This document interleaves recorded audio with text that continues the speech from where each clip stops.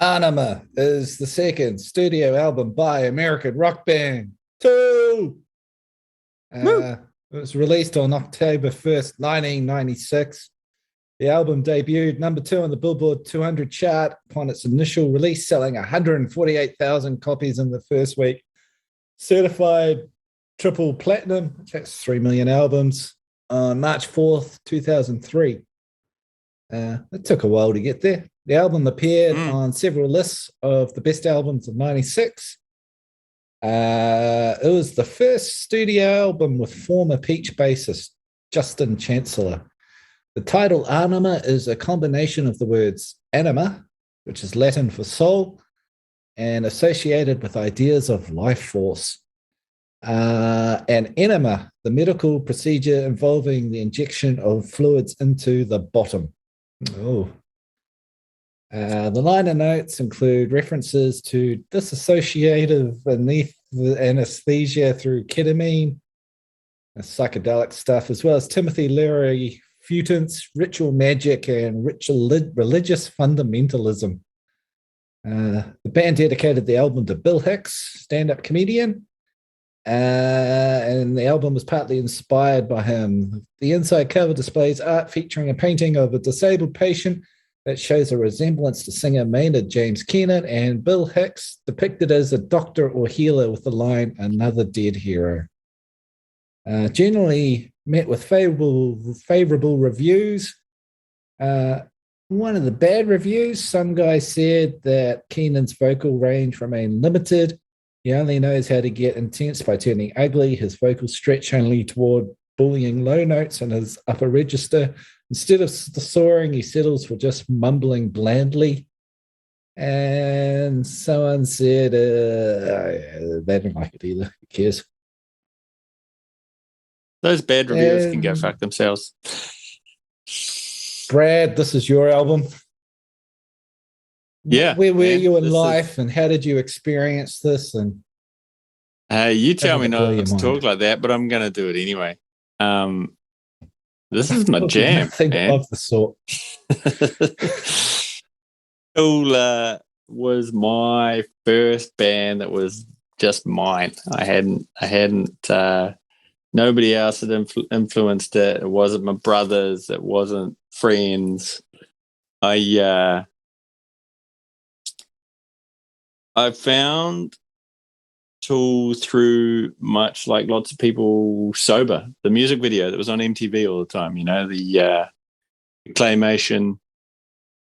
Anyway, the video was awesome. We had it on like a VHS, watched it over and over again, and I was like, cool. I went to the record store in Te Puke, bro. You remember that one? It's like the little tiny one, almost like an alleyway. Yeah. And it was the red Sober cover. Undertow was the album. And I remember, you know, going from listening to Roxette and Ace of Base and Weird Al Yankovic to, you know, I'd been getting into Nirvana and a bit of stuff like that. And this was my first step into I'm spending my money on a rock record. Undertow kicked ass, loved it. That's not what we're talking about tonight.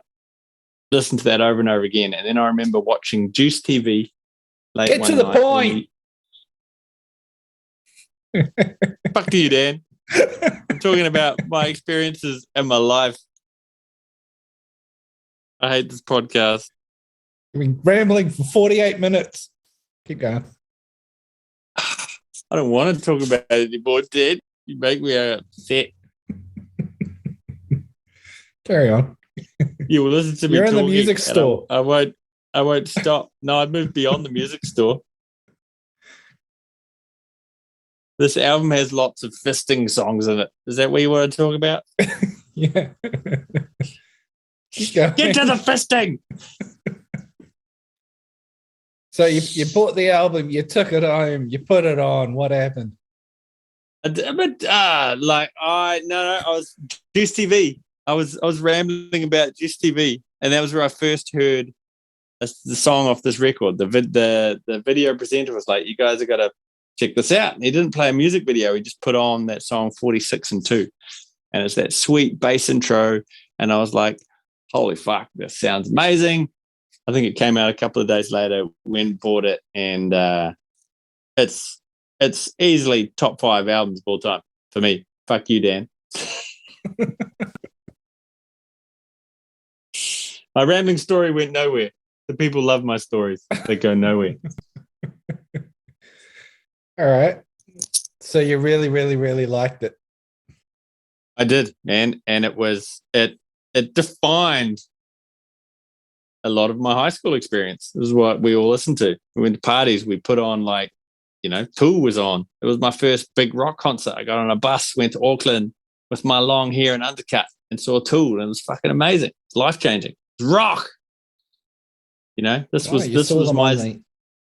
You saw them I on saw the them on the Aenima Aenima tour. Yep. Mm-hmm. And it was magical. Did they have a contortionist? No, that was the Lateralis tour. That was the one after. And was that the one we went to? With the contortionist? Yeah. It was like Parabola was the song or something at the time. Yep. Yep. That was Lateralis. Yeah. Okay. So yeah, these guys are my Zeppelin. These guys are my Pink Floyd. And I think this Aenima, however you want to say it, Soul Aenima, is their best record.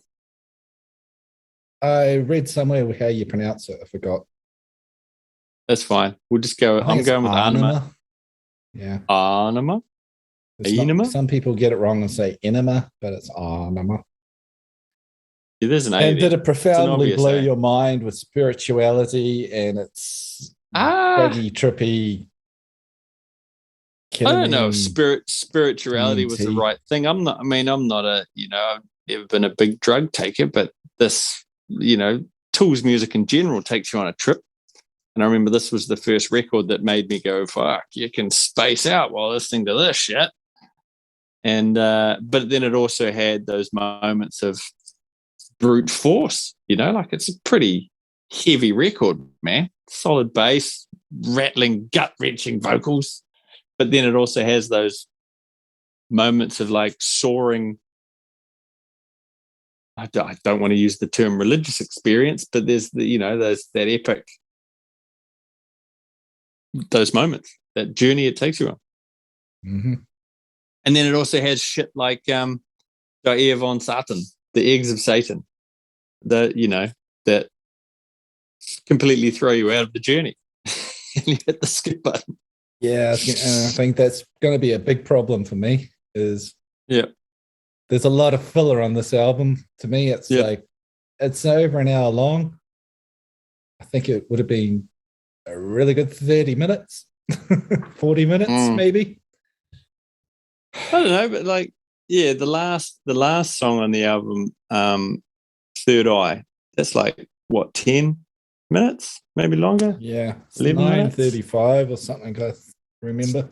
But that's one of the journeys. It's not an album without that. I wouldn't take that off. I'd take off. There's definitely much like on any Tool album, they have fall into that Pearl Jam thing where you have a song that's just noodling or fucking thunder or electronics or something, Yeah, I got here Useful Idiot. That's like a minute or so. Harry Manbeck thing, the Intermission, Die von Satan, Caesar Some Ability. And Ions is just electricity and wind. Yeah. I mean, look, has its place if you're on the journey, I guess. The Intermission song, that kind of struck me on first listen, but now it rolls perfectly into the, it's there for a reason. It's like an odd intro to go into the song. The riff goes into the intro to the next song. So that works. And Useful Idiot, which is essentially the sound of a record player needle skipping. This album was released on vinyl first. So it was like a prank. So when people were listening to the vinyl, Useful Idiot was the last song on track 1. So people think their record was skipping and they'd get up and check it, but no, it was still playing a song. That was the whole joke. Yeah, Doesn't but really translate to everybody had a CD, does CD it? player back then. Like no one had vinyl. It's It's true. No one has vinyl ridiculous. now. Yeah. Yeah. Well, back Uh, then, it's like trying to find a record player back then. Like they were gone. yeah, no one was listening to records back then. It was, yeah. Yeah. Again, Pearl Jam did it with, is it Vitology? That came out on vinyl first as well. Yeah. Pretentious artists.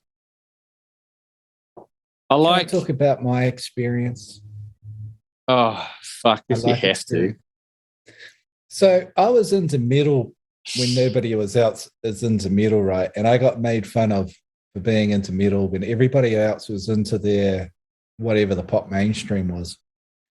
And then it was Alice in Chains and Korn and Tool were coming out, and there were these metal bands with music videos, and they're on the radio everywhere. And it blew my mind. I couldn't. I kind of rebelled against all of it at the time. It's like, how do you be a rock band and you're on TV and all of a sudden everybody who's making fun of me is into these bands? I didn't like it. And I kind of had a prejudice against Tool. And one of the prejudices was these people that 5 minutes ago were Phil Collins fans. And now they're the most serious metal dudes on the planet because they listen to Tool. And you drive around in the Boy Racer what cars, and they'd have the stereos with only one song ever playing, Stinkfist, full volume, and it's just about blowing out the windshield is in the car, and everything's vibrating, and you got to listen to the song on maximum volume, and it just annoyed me. And when the song finished, they just hit repeat and play that one song again. And everywhere you went, it was just people playing Tool. It was only one song on repeat. It was Stinkfist and Sober and nothing else. Yep. And I remember being in bands and playing, and I remember people would yell out, they would always yell out, System, Tool, play some Tool. They only ever meant one or two songs from each of those bands. Yep. I mean, this was their last singles album, really. This is when Tool was about as commercial as they were going to be, right? They've become bigger, but they've become something else, like this was them still trying to make it, I think. Sober was their big hit. I don't know if that was on a major label, but Aenima was easily their breakthrough. As you say, that was their music video. This is when, the jocks and people that weren't into metal started listening to metal. I mean, it's when I started listening to metal. So I'm one of those cunts you're talking about, but I wasn't just that one track on repeat. At least I'd started the album before, but then this one the whole album was on repeat, apart from, the skip songs. That everybody who, well, no, I take that back. I was going to say anybody that was cool was listening to Tool, but that's not entirely true. It was still, the losers were still listening to Tool in general. It wasn't like it was completely mainstream to be listening to Tool. Whereas now, we've just finished the Rock 2000 in 2021, and Tool's always top 10, right? Tool, play the Rock, play the 15-minute Tool songs when they put an album out and stuff. So it's, they're sort of, I said it before, but they're like our current Pink Floyd, right? They're the you buy Tool, you listen to the album, you're not buying Tool records to listen to the singles anymore. It's like, but they're a big deal. You rate them up there with, if they're on the Rock, they're in with Guns N' Roses and Led Zeppelin and all those classic bands, even though they're a reasonably non-radio friendly act. I know. The thing I was thinking is at the time, the big music genre that was super cool was drum and bass music, dance, drum and bass music. And Tool is very much reliant on that drum and bass rhythm section they got going on. Like it's a lot of bass and a lot of drums, and the guitar kind of comes and goes a little. and that sort of really comes in for a quite big, huge effect. Mm. And so I thought it became a very accessible band because it does have like a groove to it. Like it's almost like dancey, trancey, groovy. Yeah, it is. It is music. now. I think Aenima wasn't. Aenima was more of like it was real riff based, more kind of, you know, at least the singles you could almost lump it in with like Rage Against the Machine and Korn, and that you had a 5 or 6 minute single that had verses, choruses, blah blah blah blah blah. Whereas if you compare it to Tool now, it's just 10 minutes of different variations on a riff, essentially, right? That's kind of, I mean, you described what was their latest album called? Call Myself a Fan. Fear Inoculum or Fear. That's it. You can put that on, and it's almost background music if you want it to be, right? Like it's just, you know, pretty ebbs and flows, but it's not aggressive or in your face at all. It's just kind of Tool jazz, if you will.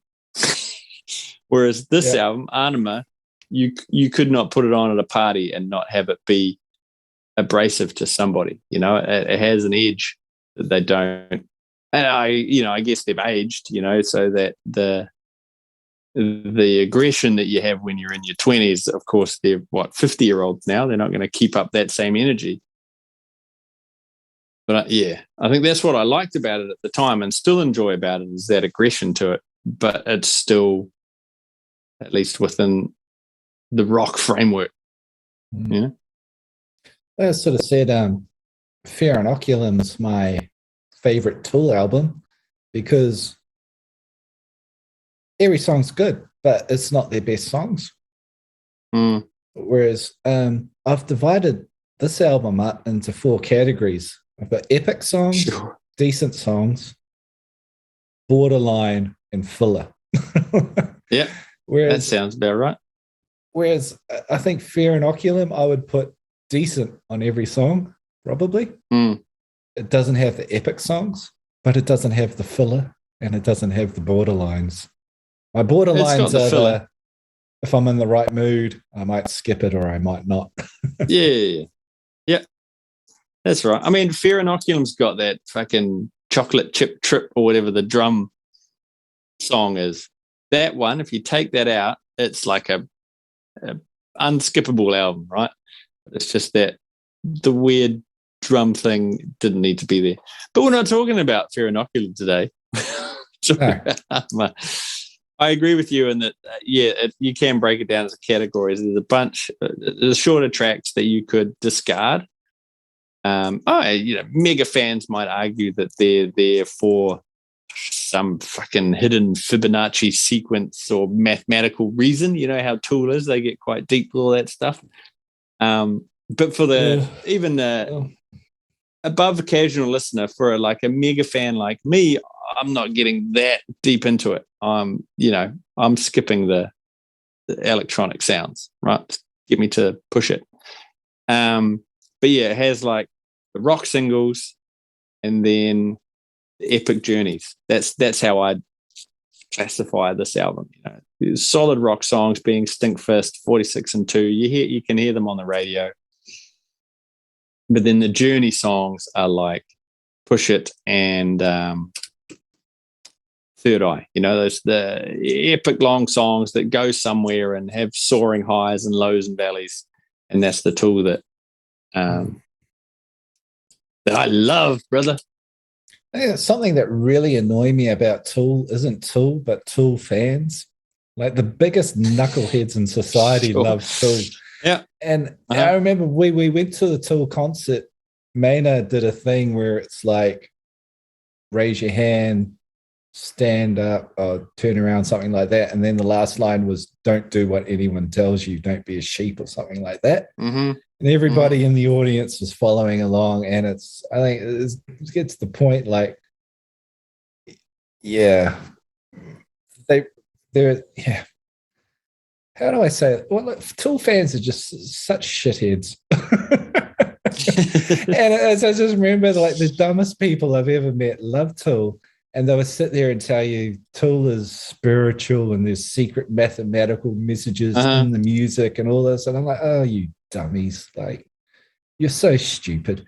And then I saw an interview with Maynard, and he's saying when they were tracking this album, they were writing down the time signatures when they're going to track this. And someone went, oh, look, that adds up to a Fibonacci sequence. And they went, oh, coincidence. And then it turns into this big thing where they're like magic space goblins from a DMT trip sending secret mathematical signals into our brains and stuff. Yeah, I mean, look, they're intelligent guys, you know, like they're not, you know, I think there's I don't know if Maynard strikes me as very intelligent in the interviews I've seen him, because he goes on Joe Rogan quite a bit. Oh, fuck Joe Rogan. I'm not talking about him. I'm talking about Maynard. Like, we're talking about, like, it gets so made up. Like, this mathematical genius, he was an interior decorator. Like, let's just get over ourselves. I think the geniuses would be Danny Carey, Adam Jones, and Justin Chancellor.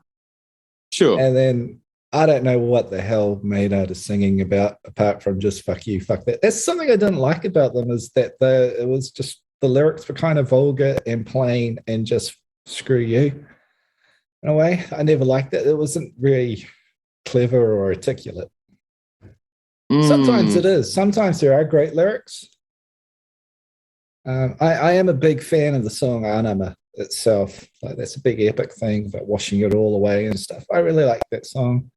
There is some great imagery in it, but then some of it's just so point blank, and I don't know. Yeah. Just like the guy called it ugly, because some of his singing is ugly. I think his singing's nice, but I thought his phrasing and wording is ugly a lot of the time. Yeah, I think he's, you know, you can see him develop across Tool's career, you know, from early albums where he's essentially doing the Maynard scream, which is epic in itself. That has disappeared, and he became it was more about just being a vocalist or vocalizations, you know. It was just sort of the soaring highs and then the growling lows. And, you know, as the albums he did with The Perfect Circle really brought out his singing voice, and he brought that back into Tool in the later albums. But yeah, I guess you're right about, as a lyricist, some of it works and some of it doesn't, you know, for me. But I don't really pay attention to the lyrics too much. If the feeling's there, then I'm going along for the ride, you know. You know, Stink Fist, I've never been finger deep or knuckle deep or elbow deep or shoulder deep. Is that what it's behind about? the borderline? Yeah, it is. It's about as far as I'm aware, as a, you know, I didn't write the song. Maybe he's just trying to be controversial. But I mean, if you take your cues from Undertow, the album prior, there's also a lot of ass attacking imagery, you know, shit, blood, and cum on my hands, stuff like that, you know. Yeah. This is another thing, is like, back then I remember seeing them in interviews, and it was Maynard with a shaved head in like a bra and wearing big go-go boots and stuff, and then the songs are Stink Fist and Hooker with a Penis, and I'm like, I don't know about any. This is back in the day when it was culturally appropriate to be transphobic.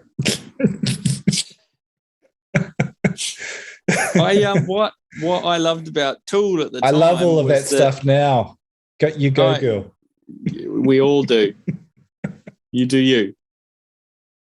What I liked about Tool at the time, which has been lost now as well, is you didn't know the band. They had no visual presence of who they were.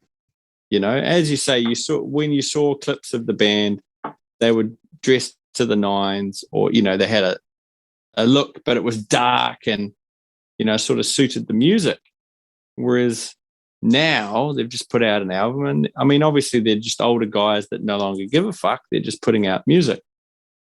But if I'd seen the drummer of Tool back in '96 wearing at every concert a basketball singlet, I would have been like, okay. And the singer he's making wine, and like it's a complete opposite to the music.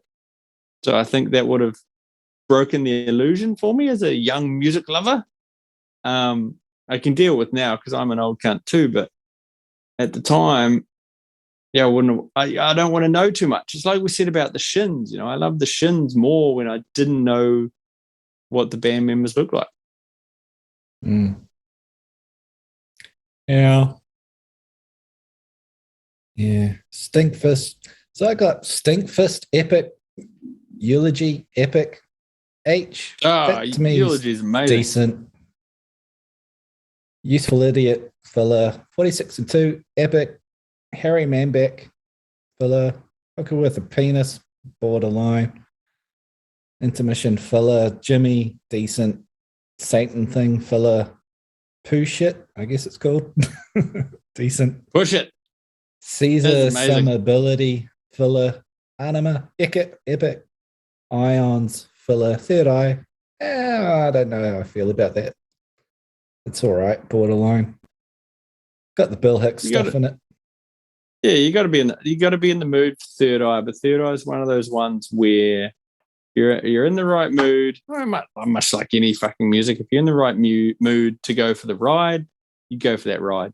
Like if it's a late night drive and you're chucking that on, you're off on that journey. Which is a sign of good music to me. I love long, epic songs that take you somewhere instead of a 3-minute lollipop sugar song. Yeah, it doesn't matter what they're singing about. I don't even know the words to half of these songs, but I'm just wailing along. I don't know what I'm singing, just making noises, and I'm loving it. Yeah. Well, I have to actually say thank you for bringing this album up, because it is something I have been, as I say, highly prejudiced against. But I think Fear Inoculum's kind of warmed me up. Like I like Fear Inoculum quite a bit. And coming back to this, it's like there is like so many epic tracks. It's 5 epic tracks I've put on here. Like not just good songs, but these are epic songs. Yeah. But it is the filler that puts me off. And the decent songs are really good too. Like decent isn't a put down. It's not the epic song. Yeah, but I mean, if you throw yourself back to the time, that is what everybody was doing. Everybody had weird filler songs. It seemed to be what the generation wanted. Well, I have a theory, because back in the vinyl days, about 30 to 40 minutes was pushing it. That was the amount of content you could fit on a record. CDs came out, you could push it up to a bit over the 60-minute mark. And what I hear is in the music industry, there was pressure that the more songs you have on an album, the more chances you have at having a number one hit, right? So put as many songs as you can on. So I think there was pressure on bands in that area to just put on 15 songs that they just had to pull out of their bums from nowhere. And I wonder if these filler songs were them just going, look, we've got 6 songs. Let's face it. We've got 30 minutes of material here. They want 15 songs. They want us to fill up the album. And I think that it seemed to be an epidemic around that time when they were pushing the 15 song thing. Yeah, and it backs up their aesthetic too, though. They needed that dark, odd vibe, and you had these powerful hitting songs, and then maybe it was just like keeps it weird, keeps it interesting, breaks it up, maybe breaks the tension. Like in a film, like in a horror film, you have the real scary, intense bit, and then you break it with humor, and then you come back into it, right? Maybe it's that kind of vibe. I think songs on sure. Songs on this album, definite classics. Like you hit them: Stinkfist, Aenima, Push It, 46 and 2. Yeah. I mean, I can chuck them on any time, and they're top class. Tool, I think, all their albums easy classics. And I argue with buddies about which is the best Tool album. For me, it's probably still this one. I know there's albums with better overall songs, like less skippability as we like to use, but Aenima is always going to be my number one because that was I don't know, hits at the right time. When whatever you're listening to when you're 16, it's gonna stick in your subconscious, right? Yeah. It was just the thing there is the bands I was listening to at the time weren't doing all these filler songs. Like maybe they weren't songs as good as the others, but they weren't obvious filler crap songs. It was like a decent attempt at a song. You mean like the Black Album where it's all filler? Ooh. I mean, if you're just not into it, But for me, it's a great album. But even you get people who go at. We have to talk about Metallica because all things get referred back to Metallica, obviously, greatest band in existence. But even people who criticized Load and said, "Oh, it's just full of filler." Like the filler wasn't that bad. They're actually still. Did the full title for that album was Load of Shit, right? You just made that up to hurt my feelings, and it's on the back cover. Go and get your CD now and look on the back cover. It says "of shit." It's one of those ones. It does not. I have checked. I think you're lying. If you look at Stone Temple Pilots, says songs from the Vatican gift shop. Tiny Music, songs from the Vatican gift shop.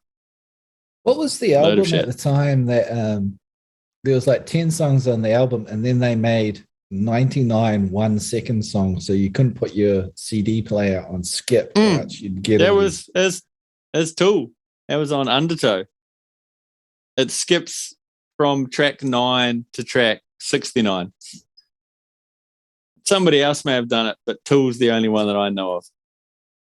Yeah, I don't know if it was Tool that I'm thinking of. Maybe it was Korn.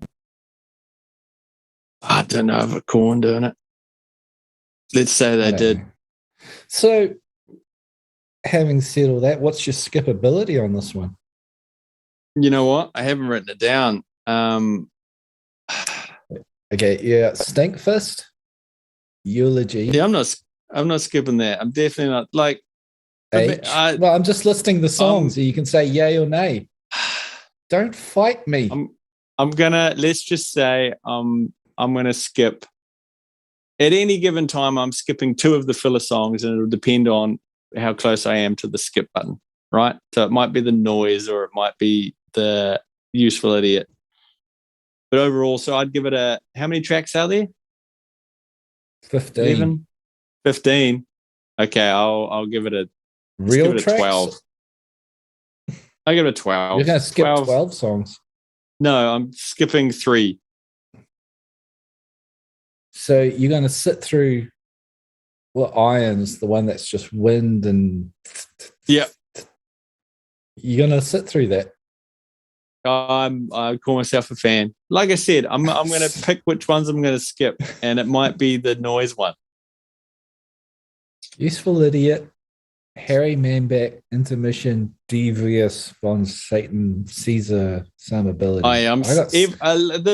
Every time I listen to this album, I'm skipping the fucking egg song. All right, I know it's a recipe for marijuana cookies in German, but I'm still not going to listen to it. That's the problem for me. That's 6 skippers on an album of 15 songs. Ooh. Yeah, that hurts. Ooh. Yeah, that's pretty rough, too. So you got. What did you say? You're going to skip 3. I'm going to skip 3. You're skipping. I'm skipping 6. Easy peasy. And there's a couple of borderlines like Third Eye and Hooker with a Penis.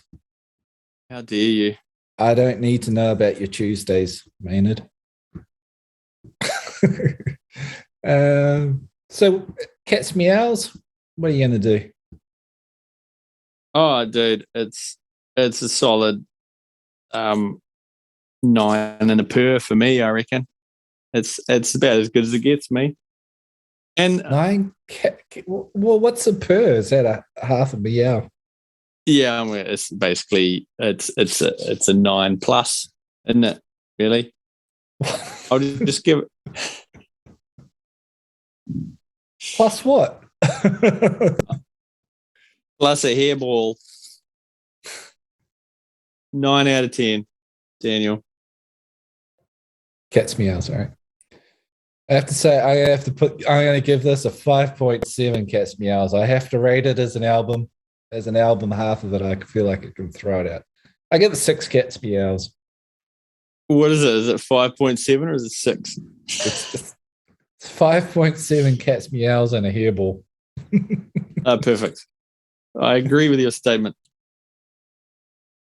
Yeah, it's just, when I'm talking about a perfect album, I'd have to be able to listen to all of it. Yeah, fair call. But, we don't need to go down the rabbit hole now. We've talked about it enough. But were you listening to this when it came out? Were you like, boom, Tool, no. I'm buying the album, I'm loving it? No, not till later, right? Yeah, I didn't listen to it, but my neighbors did, if you know what I mean. Sure. That's what annoyed me about it. Like, it was, like I said, it was Stinkfist on loop. And then when I'd go to someone's house, I would hear Harry Manbeck, and I go, "What is that?" And they go, "It's Tool, Aenima." And I'd be like, "I don't need to listen to this album." Yeah. But what like were you listening to back, in 96? I appreciate it. What were you listening to in 96? Fucking Space Hog or some shit. I was super experimental. I remember listening to weird David Bowie stuff, his experimental stuff, like Outside. I was listening to Space Hog. I went through a big Bowie phase. I think they had a lot of Bowie stuff. But I was loving Faith No More. I was loving... I'd rather listen to Ben Folds 5. Like, that was my jam for a while back then. Loved you it. Can be happy on the ground. Loved it. Loved piano albums. What were you? This is 96. So you're what? 18, 19? Yeah, something like that. And Ben Folds 5 can Ben's Fold fuck off. I was going through a Slayer phase too. Oh. Yeah. Dead Skin Mask. I was kind of all over the place. I remember getting an Ace of Base album from the bargain bin for $2. It was terrible. Every song was absolutely terrible. Skippability 100%. I was musically adventurous back then, I have to say. And it didn't always work out well. No, that's true. Oh, well. I think we've destroyed it. Thanks for listening to Pointless and Confused. We believe there's a little thing where you can send a tip if you want. We have no idea how it works. We need cash. Yeah. For whores. And Vegemite. Yeah. And what Good day. No. I've got to tell them the other thing.